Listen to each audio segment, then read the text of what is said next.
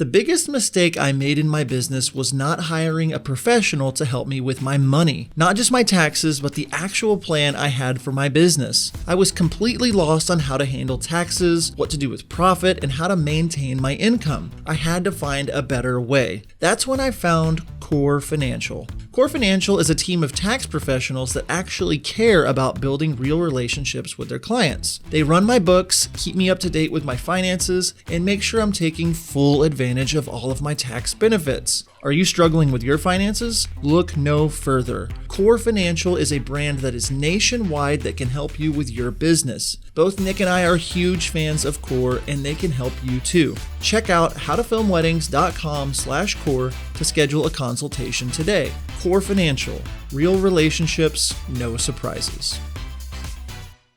It seems like there are new cameras and equipment coming out all the time. It gets incredibly confusing and the FOMO is real. Nick and I have been preaching for years that the best way to try out new gear is to rent before you buy. And there is only one place we recommend when it comes to renting, and that is our friends over at Lens Rentals. Lens Rentals is the premier source for renting not only camera equipment, but lenses, drones, projectors, and more. Have a big project coming up and you need to really wow your couple? Wanting to test out the newest camera before you drop thousands on it? You need Lens Rentals. My favorite thing is that if I love something I rent, I can keep it. They apply a portion of the rental fee to the purchase price, and with a few simple clicks, that gear is mine. Check out the latest promo codes and promotions at howtofilmweddings.com/lensrentals. Lens Rentals, the only place we recommend renting. Hello and welcome to the How to Film Weddings podcast. Nick, it is a very big week at How to Film Weddings. We are 3 short days, depending on when you watch this, I guess, or listen to this, but 3 short days away from the first ever Calibrate Workshop. Yes, Calibrate Workshop. If you want a ticket, you don't have one yet, you can head over to calibrateworkshop.com to register for your spot. We have 15 speakers over 2 days, August 4th and 5th. Just learning from the best in the industry. And, we wanted to, we know the last year has been so difficult for so many, and, things are opening up and things are changing and all that kind of stuff. And we wanted to take a couple days for people to just, adjust and calibrate their businesses, calibrate their lives. So that's where that idea came from. But that's August 4th and 5th, calibrateworkshop.com. And one of our speakers, the one and only Ryan Koral of Tell Studios, is here today. We chatted with him. He's just a wealth of knowledge. He just has one of those voices that you could just listen to forever. And I kind of did. I don't talk very much in this episode because I was just listening to his great stories. Yeah, it was a really good episode. You didn't talk a ton, but what you did say was good stuff. We talk all about him growing. He started his business in 2005. We called him an OG. He laughed at that, but he started a while back. He started growing his business, started transitioning into corporate stuff. He has a ton of resources, education for people that want to do corporate, that want to raise their prices, all kinds of good stuff in this episode. So Nick, if it's okay with you, let's jump into this week's episode. I am okay with that. All right. Well, we are here with our good friend. There's the back of his head. Mr. Ryan Koral joins the How to Film Weddings podcast. It is a dream come true. I've been a fangirl of you for a long time, and I'm here to welcome you to How to Film Weddings. Hi, Ryan. How are you today? Oh, I'm blushing, John. That was what an intro. Yes, the feeling is mutual, although I don't know what a fangirl feels like, but I digress. Yeah, just stop. Yeah.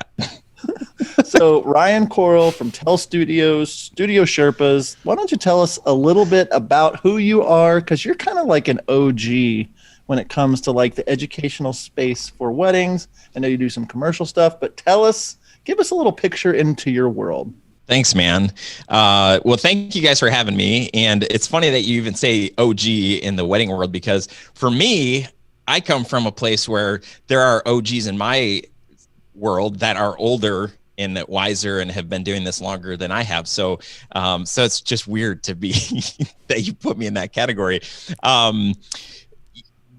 So it all started, in my backyard. No, that's not where it started. 17 years ago, I was working at a small Christian college, and I was promoting events that we were doing. And I played with video all grown up, but never seriously, just always making zombie videos and just silly, college running around trying to make people laugh kind of videos. I probably would have been YouTube famous back then, but that wasn't even a thing.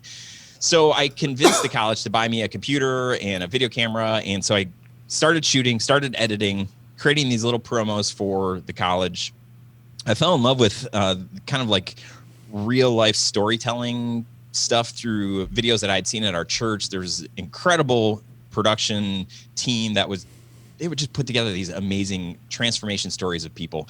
And I wanted to do that. And the more I was creating videos for the college, the more I just realized like this, I have to do this work, just the video stuff, because it is just so, and you guys know, everybody that does this is like, they start doing it and they're like, wow, this is actually awesome. And then to get people's feedback and input, and for people to be like, oh my gosh, this is the coolest thing we've ever seen. Thank you so much. All of those things, it allowed me to be creative. It allowed me to start a business. It allowed me to, I'm a huge words of affirmation person. So it just checked all of the boxes. Plus, at the college, I was making a whopping $11 an hour. Sorry, I was on salary, $22,000 a year. So I just figured, I'm like, I feel like I could make $22,000 a year if I did video. My wife and I were newly married. We didn't have any debt. We just said, like, let's try this. I'll try for 6 months. And if it doesn't work, then I'll find another job that pays $11 an hour. And, back then, $11 an hour, it was like $70 an hour or something like that.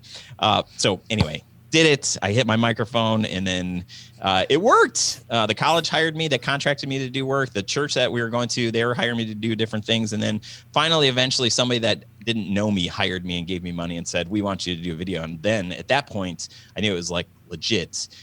And 6 months into just doing all sorts of videos, a friend of mine who is a wedding photographer said, hey, we've got a couple. This Saturday, they're getting married. They don't have a video. They want a video. Do you want to be their videographer? And I was like, yeah, I've never shot a wedding. Let's do it. I did it. Absolutely fell in love with it. Checked all those boxes. They were like, oh my gosh, this is the most amazing thing I've ever seen. And I said, okay, this is what I want to zero in on. And so I built, for the first almost decade of being in business, I built our business around wedding films. And I wanted to create amazing imagery, create awesome, heartfelt, authentic stories. And that's what we did. That's how I got my start. I love it. I love the story. Very similar to me, with no debt, just starting out with no debt. I'm kidding. I had a ton of debt. Very different story. But very cool to hear just like that abridged version. So tell me, you started doing weddings. When was that? What were you charging? And I know your story is pretty cool I know you're still shooting some weddings here and there, but what's that story? Like, when did it start to take off? Yeah, so 2005 is when I shot my first wedding with Jeffrey Lewis Bennett, amazing photographer. He's still just rocking the wedding world with his photography. I charged $500, and I think they were like, well, let's just get a video. So, we need a video. We'll pay $500 for it. And what I gave them, I put my heart and soul into this thing. I scoured the internet and tried to figure out, like, what does a wedding film look like? And, back then the OGs were like John Goolsby and Dave Williams. And fortunately, I stumbled across their websites and I saw this awesome work that I was like, oh my gosh, this is what this could be. So I approached that first wedding with all of those things in mind. And they got something that probably, I could have charged $3,000 for way back then, but I didn't believe that I was worth anything close to that. So, I shot that first one, and then I was like, okay, this is what I want to do. So we built packages, and I had a $995 package, maybe a $1,200 package, and a $1,500 package. It's like amazing. I mean, I could pull up, I have these contracts and stuff from way back then. And what I was offering, for the big package of $1,500 was like, I'll move in with you. I'll record like every living second for, the 3 months leading up to your wedding. And then I'll create, a full featured Netflix series and it'll be great. So, yeah, I mean, it quickly just people on the knot they have these forums and they would talk. And when people found out that, oh, there's this guy that's doing these $1,000 weddings, I booked 12 weddings that first year when I literally just jumped in May and shot that first one. And then by the time the end of the year came, I had shot 12 weddings. And I went to a workshop, I think toward the end of that first year, and John Goolsby was teaching this workshop. And he said, hey, I'm going to tell everybody in this room to do something, and nobody's going to do it, but I guarantee it will help you. Double your prices. And I was like, double my prices? Yeah, right. Like I can't charge $2,000 or, $3,000 for wedding film. He's like, so since nobody's going to take my advice to double your prices, do this. Raise your price $300. And when you book, every time you book a wedding, raise your price another $300 until, your bookings slow way down. And so I took that advice and, I just kept booking more and more weddings. Word of mouth was crazy. But then, I was getting all these people that wanted $1,000 weddings. And so there was just this whole, I had to get out of that, help people get out of that mindset. I don't really want to do $1,000 wedding. And our starting price is $1,200 or it's $1,500. So, it was a couple of years of this raising prices and really trying to figure out where we were at in the market, understanding my value more and more. But it took a long time because I'm seeing this work of, all these other guys that it's incredible. I'm like, my stuff is not that good. So I shouldn't charge more than what I'm charging now. And eventually, after going to, it just came down to education and networking with other filmmakers and videographers and understanding there aren't a lot of other people in this area that are doing really quality work. And if people want me, gosh, I should probably charge more than what I'm charging. And then another, fast forward to another event that I had attended, Brett Culp, one of my favorite filmmakers of all time, wedding filmmakers. He was speaking at a conference and he said, okay, everybody close your eyes and think of what's the biggest package that you currently offer. And, think about the dream package that you would want to sell. How much is that? I'm like, oh man, $3,000. If I could sell a wedding for $3,000, that would just be the best.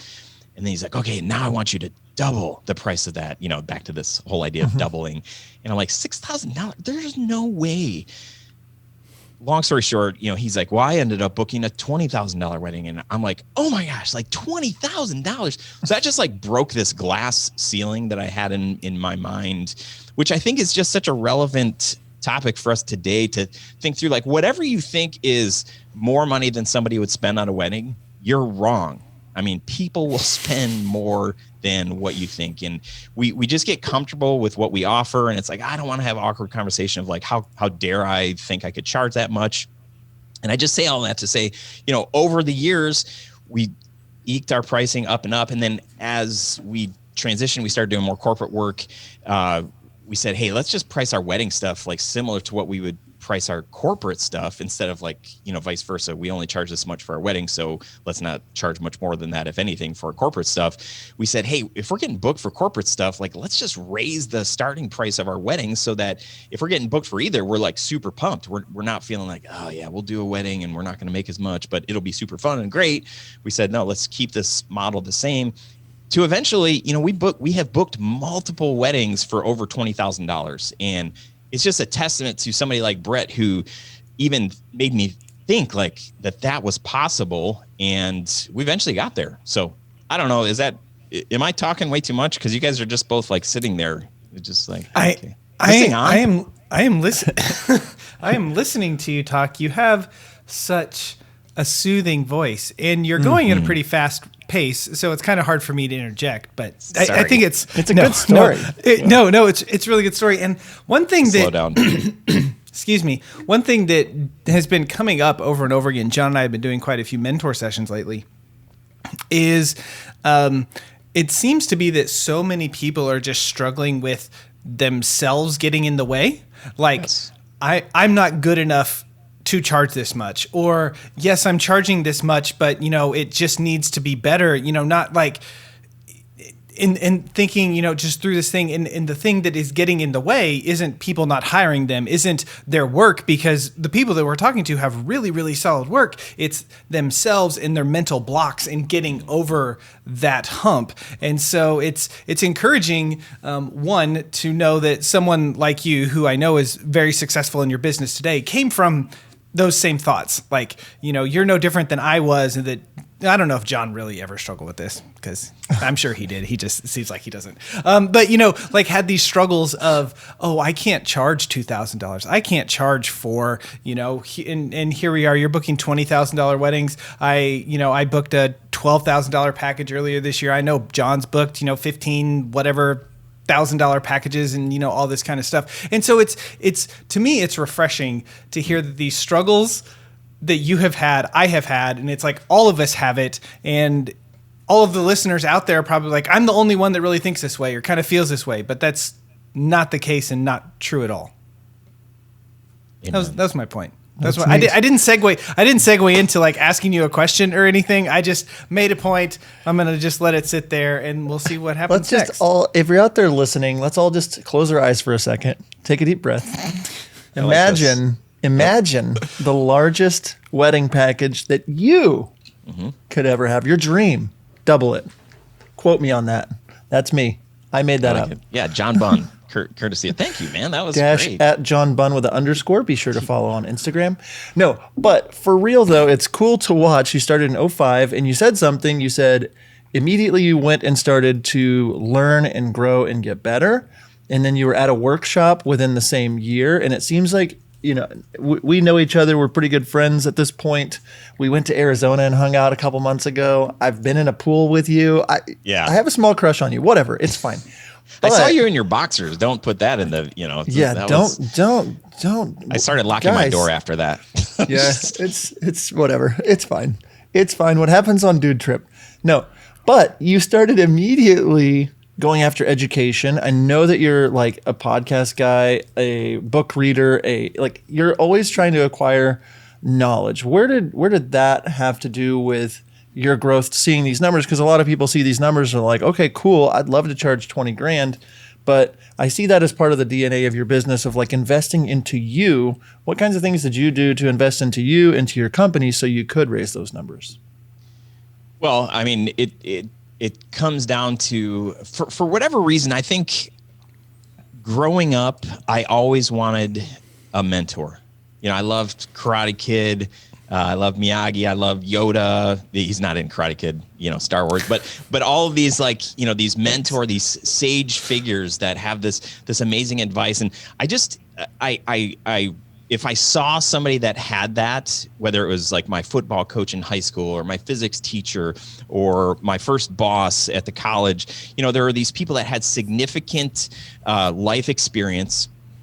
I respected them. I trusted them. I wanted to learn from them. So there was just this like hunger and this desire that I feel like I've always had.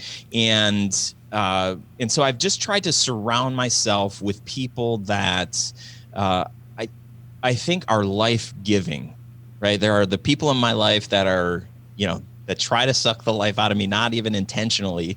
And I try to limit the time that I spend with them. Right. Going on this trip with you guys and with Blake, that was a trip I knew was going to be worth the 2.5 days that we spent together. I just knew we were going to have amazing conversation. We were going to challenge each other. We were going to encourage each other. We were going to brainstorm and just have ideas about like, hey, what is possible? When you really just take some intentional time to think about your business, because most of us don't. We're so busy. We get caught up. We're trying to make this a full-time hustle, or we're just trying to catch up on our editing, or whatever the thing is that we're focused on. Like, this is taking all of my time.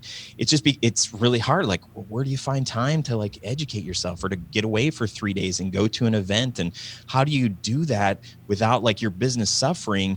And the thing is, like, when you actually work on your business and not just inside doing all of the tasks, like that's when you find a new technique. It's like, oh man, I could actually put that on autopilot. I don't have to do that part of my business anymore. So then you just freed up 2 hours a week or 5 hours a week, or when you're like, man, like I would never be able to hire an editor because, I really like doing that part. I'm not sure if I could trust somebody. And then you end up eventually hiring an editor and you're like, oh my gosh, I just freed up like 80% of my time. Now I can film more. I can direct more. I can do more of the things that I want to do instead of feeling like I have to, like I can only do this one thing. So I think early on, right before I started my business, I had read a book called The E-Myth. And that book really helped me understand, like, oh, okay, so that's kind of how a business, I didn't ever take a business class or anything like that. So to see like, okay, this is the breakdown, and like you assign certain responsibilities for each role. Okay, that makes sense. In having not worked in corporate America, but at this small college, I didn't have any experience to understand HR or, sales, marketing, any of that stuff. I did some of those things. And when I started my business, I did all of those things. But to realize that there were certain parts of the job that I definitely didn't want to do. So I wanted to build my business in a way that I was only going to do the things that I was really good at, I was efficient at, and I knew if I could be more efficient, then I could either have more time, more free time, or make more money, or both of those things. And as I've had, dreams and goals for my family, I want more free time, and I want to make more money so that I can have more free time, and so I can give money away, and so I can hire better people, and we can do cooler things. And it's just like it all compounds. So to answer your question, surrounding myself with people that are not necessarily older, but probably older, wiser, who have my best interest in mind and want to see me succeed. Reading books that are kind of the same thing. It's like personal development, all that stuff. I never really cared about that growing up. Nobody ever showed me that. But as I got into the business world, I started realizing like, oh, that's actually a thing. And the more books I read and the more I started understanding in conferences, I'm like, this is how I will grow as a business owner. This is how I will grow as a storyteller, as a filmmaker. This is how I'll be able to maybe one day charge $20,000 for a wedding film. I don't think I could ever do that because that's so much money, but maybe I could. Mm-hmm. I love it. Yes. Love it. It's so good, so refreshing to hear you say these things. Ryan is a wealth of knowledge, of someone that just knows a lot, but he's also out there doing it.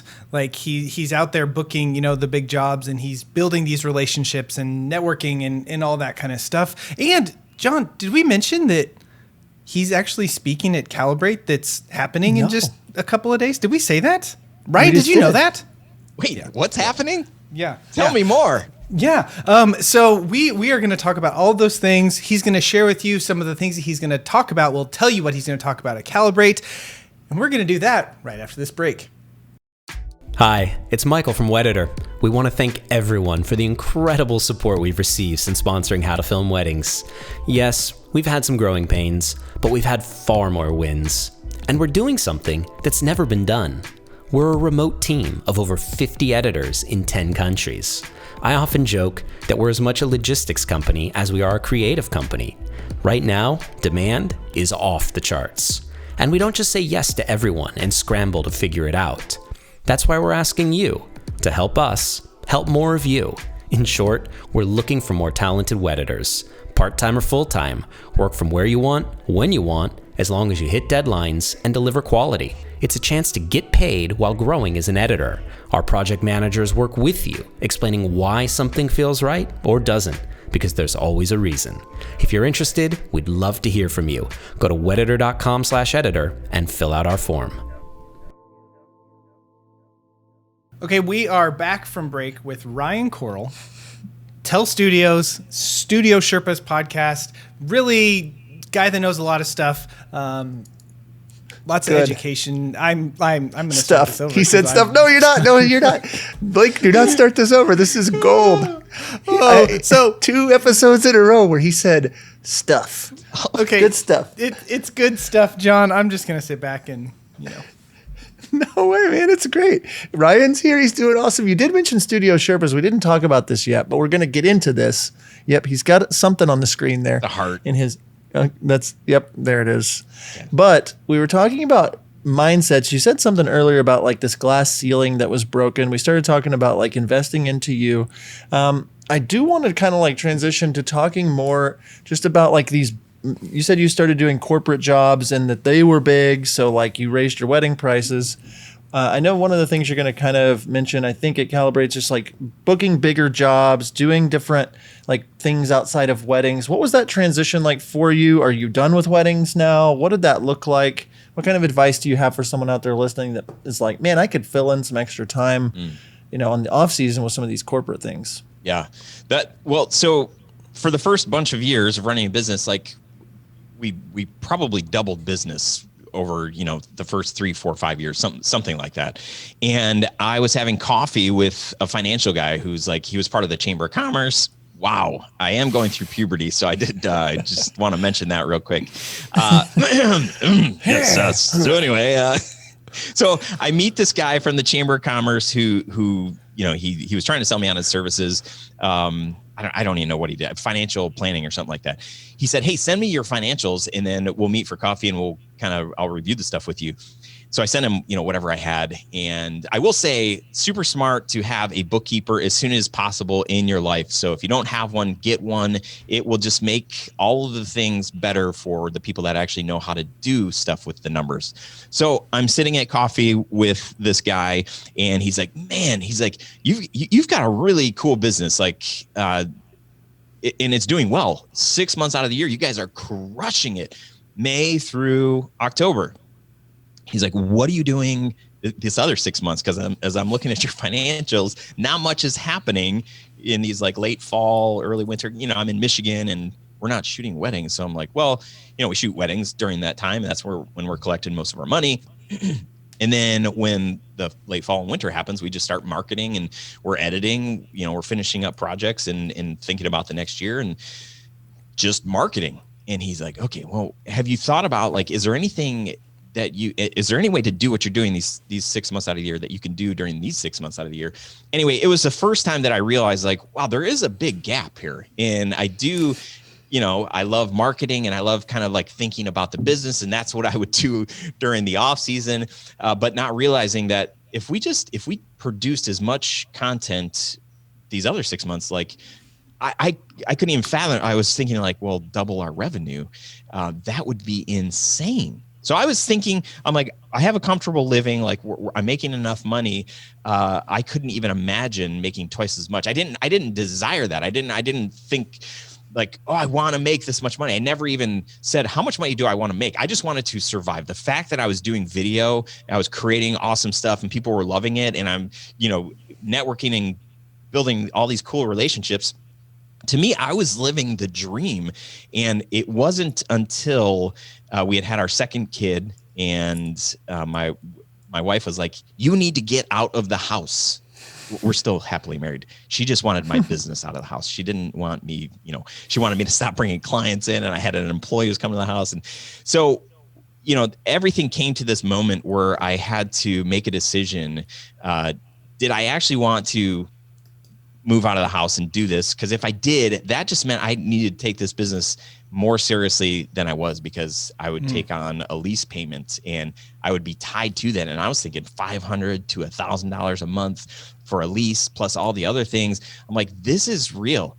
Up until that point, I'm like, I feel like I've just had this like amazing hobby for the last like 6 or 7 years that has made me a good amount of money.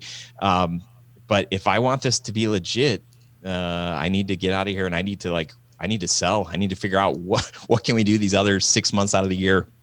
So that's when I really started dreaming and thinking about doing something more than just weddings. And up until that point, I didn't want to sell out. I didn't want to do corporate video. I thought that was dumb. I thought that was just like me not being who I was really wired and created to be in this space. I wanted to tell stories and meaningful stuff and emotional stuff and cinematic stuff. And then Patrick Moreau was speaking at an event, and then he and I had chatted, and he really just challenged me and said, "Ryan, like, a business owner has a story. There's a reason why they started the business. It's not just they didn't want to like be this corporate, whatever, and take over the world with all of their money and things. But they had a dream. They created something, or they had an idea, and they wanted to get that idea out to as many people as possible to change the world, to impact the world." And when I started thinking about business in that sense, I started thinking like, oh, I can get behind those stories. Like, that's cool. Like there are heartwarming stories that are, I don't know why. I was so narrow-minded and thinking like I could only do that with wedding films. So we created a whole other brand, and we decided that was going to be our corporate filmmaking brand. And that was going to be our opportunity to make money all throughout the year, and not just on Saturdays, but Monday through Friday, to eventually allow me to not have to work every stinking Saturday from May through October because we had other source of revenue. Yeah, that's huge. It's always cool to kind of hear people's story, and I see what you've done now. You're doing you're now educating other people. You're investing in other people. You're helping other people. Where does that fit in to this whole story? When did you start realizing like, oh, I'm doing something a little different. I might be able to help others. Like when did you, I look at you as an OG, but when did you actually become an OG? What was that story? At what point does one become an OG? I think when somebody says they're an OG, or when I just say, like, I'm looking at my hair, I'm like, man, I've got gray hair. This is amazing. I got involved almost immediately when I started doing weddings, as I was doing all of my Google searching, or maybe it was Yahoo back then. I don't even know. Oh yeah. I found there was a local chapter of video, this thing called the Michigan Independent Videographer Association. Worst name is like, so just like the longest name ever. Anyway, they held monthly meetings, and they were a part of or they kind of partnered with this like nationwide videographer association, WEVA. So I started attending these monthly meetings. I was grabbing lunch with some of the guys whose work I really respected. And then eventually I got on the board for this association, and then I became the president. And all the while, I'm having all of these conversations. I'm not talking with the majority of people. I'm not asking like, hey, how'd you get that shot? Because I'm looking at guys like Dave Williams and John Goolsby and Don Pham, some local guys, but mostly like national guys who are getting these amazing images. But when I'm with this group on a monthly basis, I'm talking about business stuff, because that's the part where, I start talking and people start like leaning in and asking me questions. And that's where I light up. I love talking about business. And eventually, as I was, more and more involved with our local association, there was a part of me that's like, man, I would love to make money, like doing this, like being like, I always want to be a giver in life. I want to serve people as best I can. And so it was weird to think like I don't want to, I didn't get paid to be the president of this thing. Like it was just like something that I volunteered to do.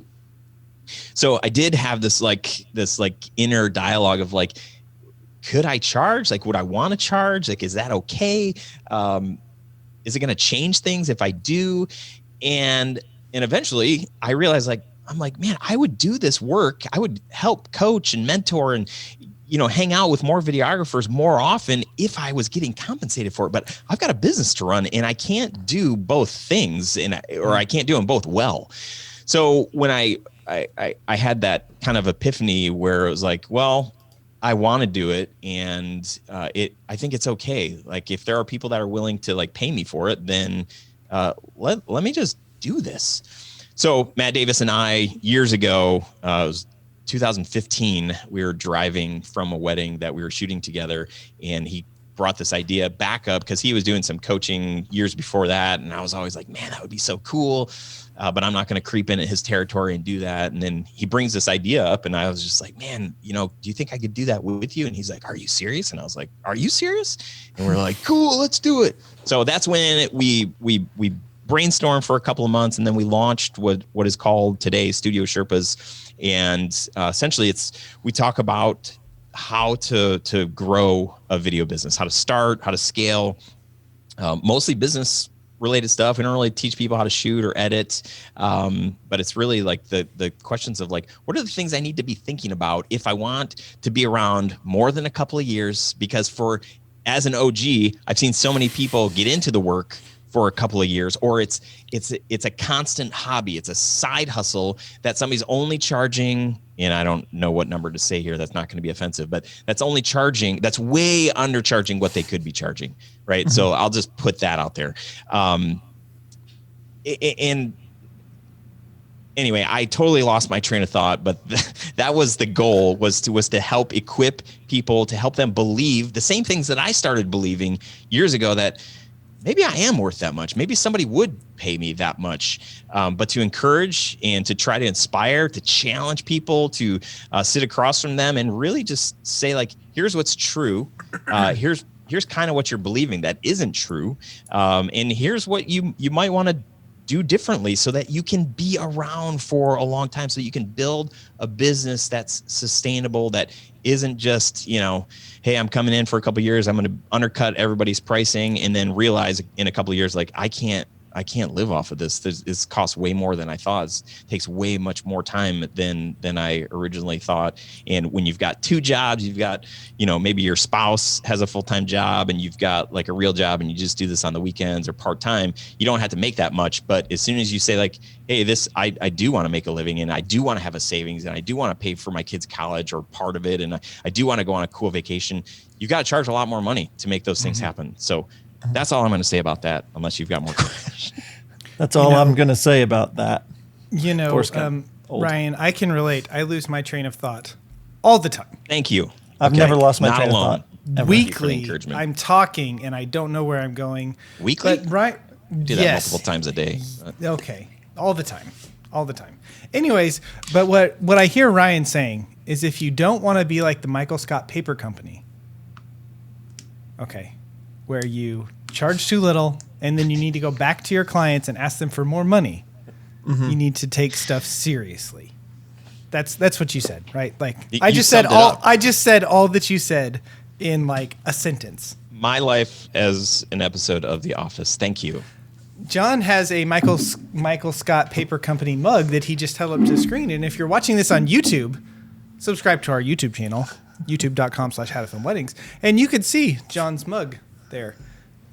We don't plug our stuff very much, Nick. We don't.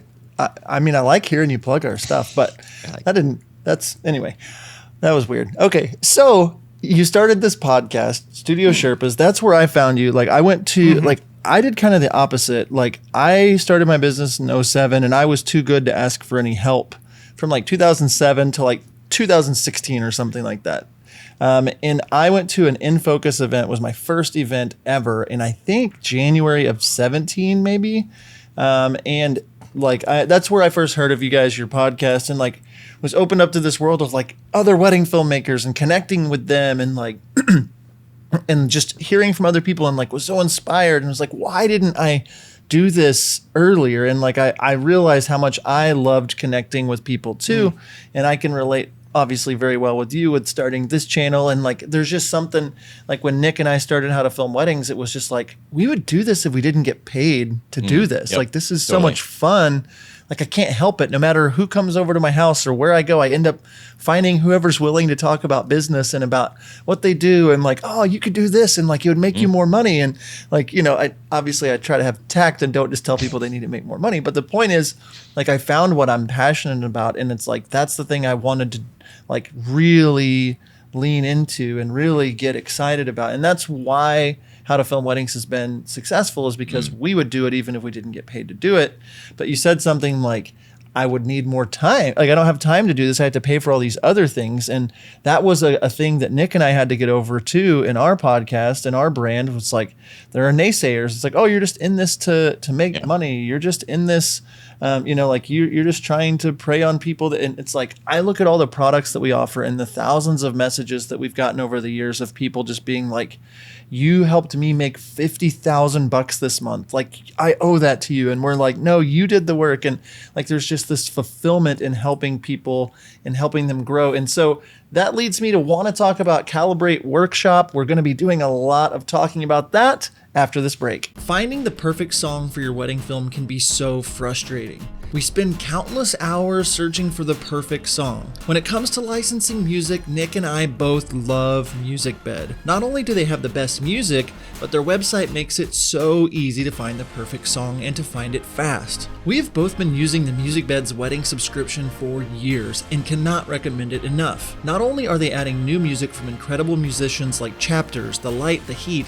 and Tony Anderson all the time, they've made it incredibly easy to search their library for mood, genre, instrumentation, and even key. So what are you waiting for? Head on over to howtofilmweddings.com/musicbed and use promo code HTFW for a free month of a MusicBed wedding subscription. howtofilmweddings.com/musicbed. Okay, we are back from break with Ryan Koral from Studio Sherpas and Tell Studios, the man, the myth, the legend. I'm just going to tell you all of the things I like about you just to make you blush and like me more. We've been talking a lot about, how you transitioned into doing more corporate work, how you've built this big business, teaching people how to do this, how you have your podcast, how you manage all these things.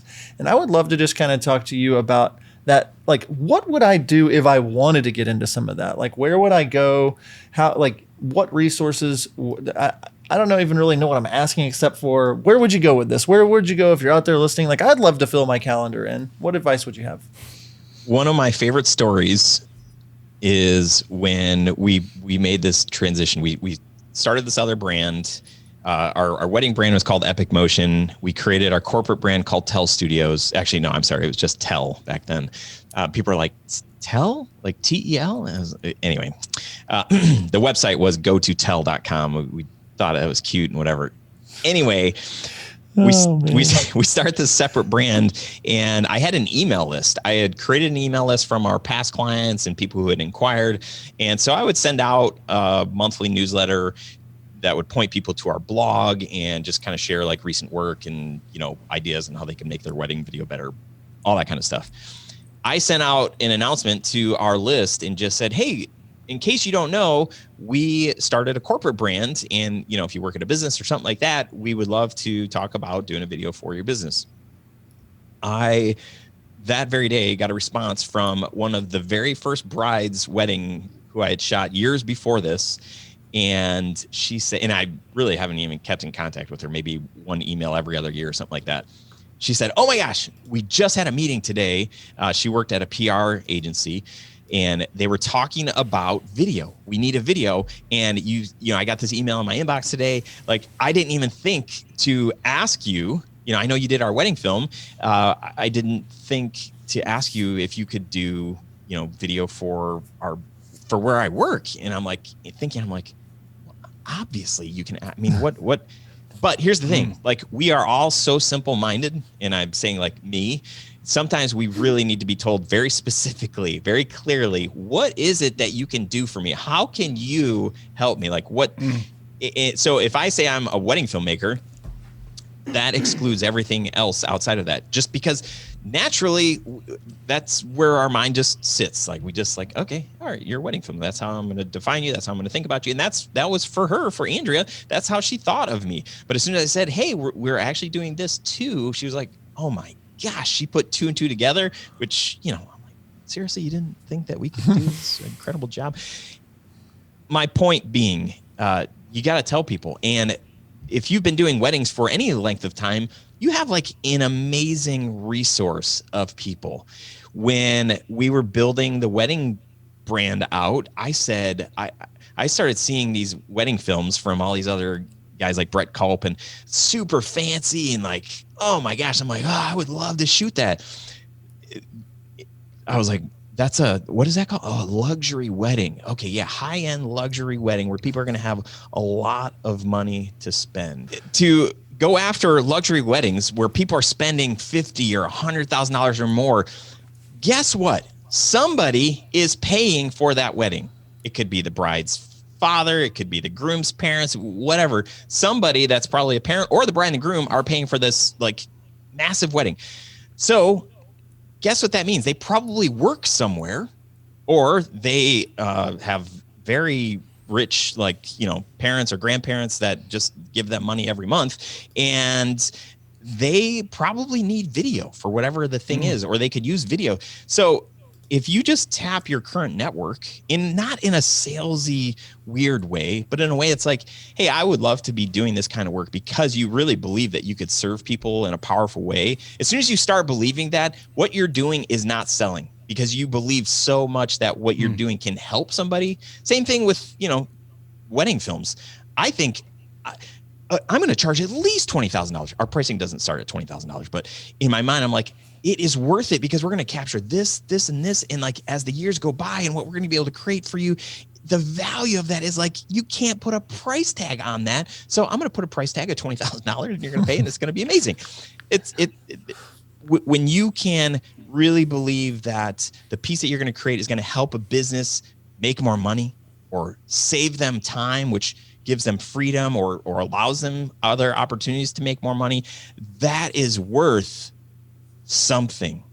And so if you can help a business do that, like that is awesome. And if you're working with a nonprofit or a mission-driven organization to help them get their message out in the world, to impact the world, to change the world, that is cool stuff. So if you can get excited about that, like it's not, people might see it as selling or whatever, but if you're passionate about it, it's not, it doesn't feel icky and weird. So when you say, hey, we're actually, we do tell stories for businesses, or we create films for businesses, and we want to partner with like-minded, people who have these kind of core values, or these people that really care about people and about making a difference, people will get behind that. Businesses will get behind that. And to be able to reach out to a network of people who have trusted you on the most precious, biggest, greatest day of their life, of course they will let you tell a story for their business. I mean, what could go wrong? Well, a lot of things could go wrong, but the amount of trust that you build on somebody's wedding day when you're with them, that's like you become part of their family. So it's kind of easy to say, oh, by the way, we also do films for business. So tap into your network. You can send a general like newsletter to your whole list, but that's not really personal. If you after you deliver a wedding film and everybody's like, oh my gosh, this was amazing, to follow up with them and say, hey, as you're getting to know the family, maybe where some of the money is coming from, and not that you're just money hungry, but you're a smart business person. Say like, I want to talk to the person that could pay for this wedding. What do you do? Like, how did you do it? So saying, hey, could we be introduced? Would your dad or would your mom like to talk about, video for their business? We did one quick story here. We did a video for a family for their oldest daughter. We filmed her wedding. They were so amazing, just incredible people. And we had such a good time. Like, they're just some of my favorite people in the world. Well, then their other daughter got married. They hired us to do her daughter's wedding. And then this is right around like 2012.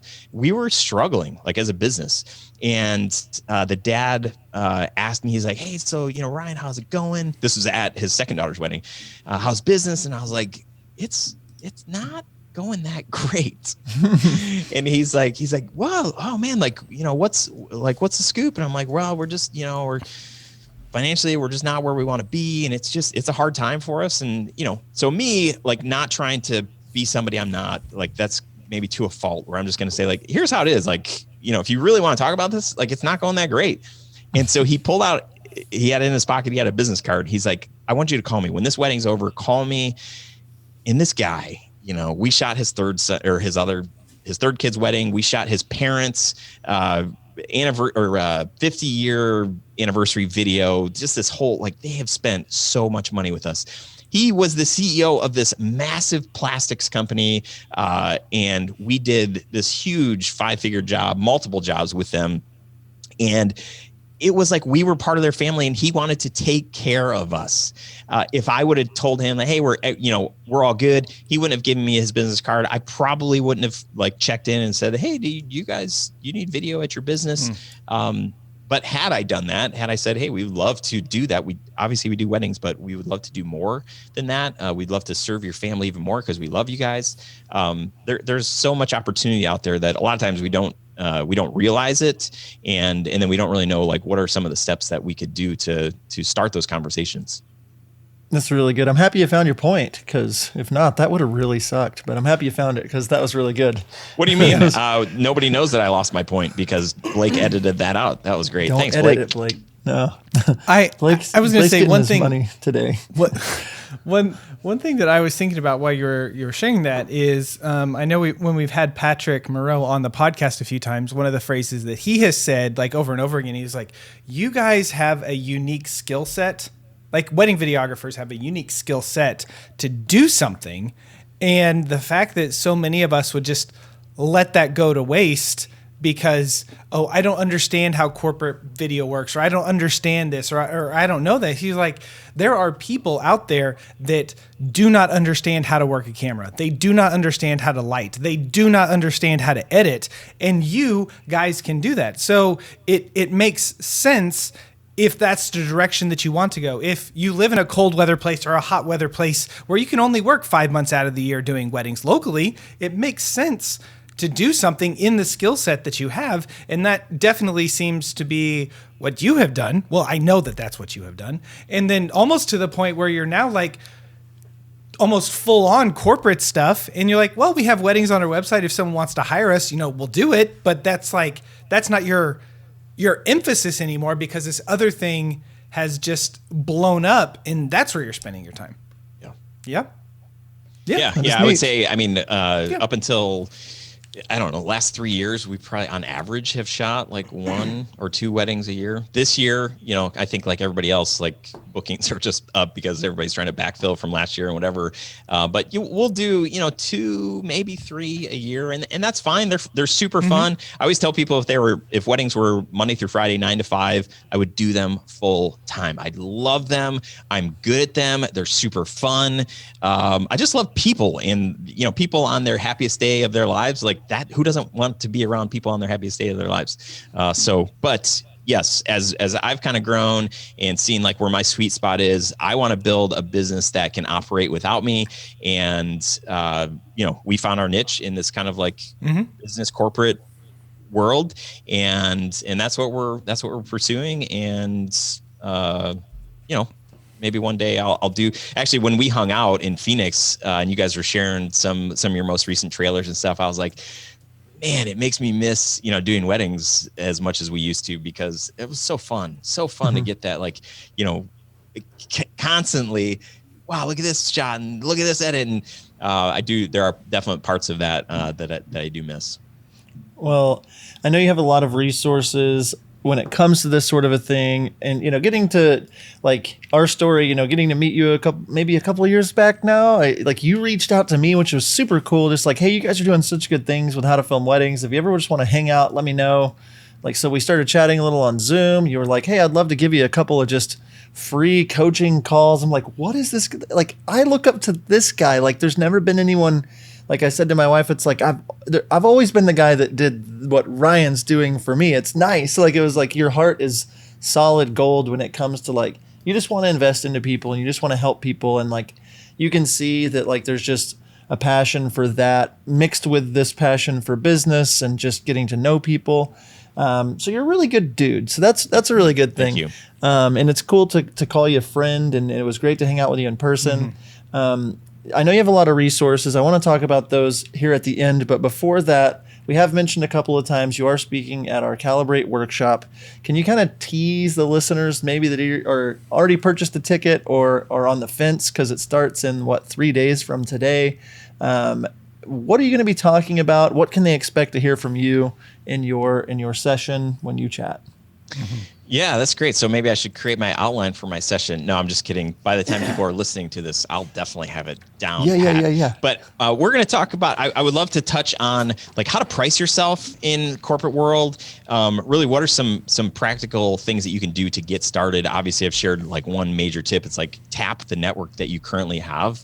But I would love for people to walk away from that session feeling like, okay, I could charge this much in I have a place to go. I can start tapping on, this network and some of these other, things that Ryan's mentioned. So really it should be some practical advice on either how to get started or how to get some confidence and be charging more, really what you're worth and what the kind of work that you would be doing for a business would be worth, and that somebody would be willing to pay for.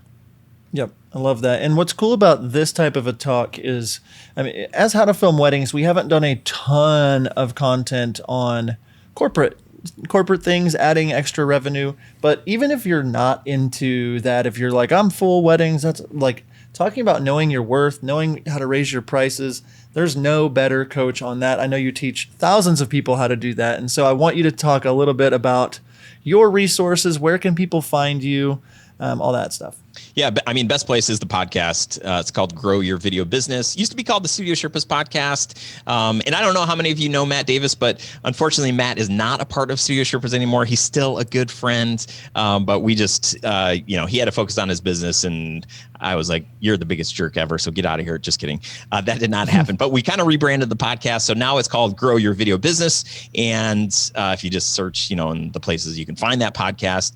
And then I also have a free workshop. It's really meant to help equip you with what you need to get a client's budget. And maybe not so much a wedding client, although some of what I talk about in this workshop, you can definitely apply to weddings. But this just happens so much in the corporate world, because so much when people come to you and want a video, it's like, this video could be $1,000 or it could be like $100,000. I have no idea. Like what are we working with here? So I've got this 40-minute workshop where I give you, these are the things that you need to say on a Zoom call or on a phone call to really whittle down, like, what is the budget range that they're comfortable with, or realizing that these guys are not ready for a video. So here's how you take that conversation. Here's how you guide it in a way to make you look and feel super confident, and where a client feels like, okay, like if we do have the budget, this is the company that we want to go with. So you can get access to that workshop. You go to studiosherpas.com/budget, and I think that's probably it. I mean, I'm on the social at Ryan Koral. I just mostly post adorable photos and stuff with my family. But we'll tag you. We'll be sure to me, put all those please. things in the show notes.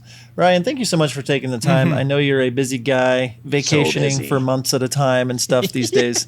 So I know you need to probably get back to a beach or some kind of island or a yacht of sorts.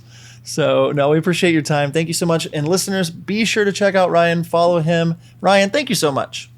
Thanks, guys. Appreciate you, and see you in a couple of days, I guess. Let's do it. See ya. Ryan, thank you so much for coming on the podcast today. We really appreciate you taking the time. We're going to make one last push for it. If you haven't purchased your tickets yet to Calibrate Workshop, you can do that right now, calibrateworkshop.com. It is this Wednesday and Thursday, August 4th and 5th, all day, like 10 a.m. till about 8 p.m. Central Time. We're just going to have all of these speakers. You will have access for 24 hours after the event with the basic package, so you will be able to listen to everyone. Again, that is calibrateworkshop.com.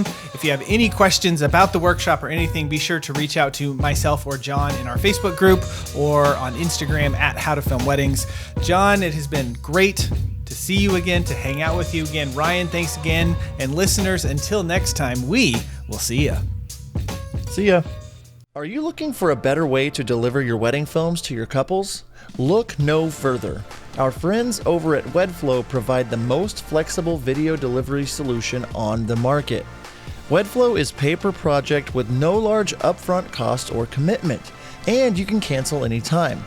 Not only that, WedFlow offers a premium viewing experience for your couples, accessible on mobile, tablet, desktop, as well as their very own suite of TV apps. Each project comes with 10 years hosting and an experience for your clients that will blow them away. Stop delivering your films the old-fashioned way and give your couples something to rave about. Head on over to howtofilmweddings.com/WedFlow to check out WedFlow today.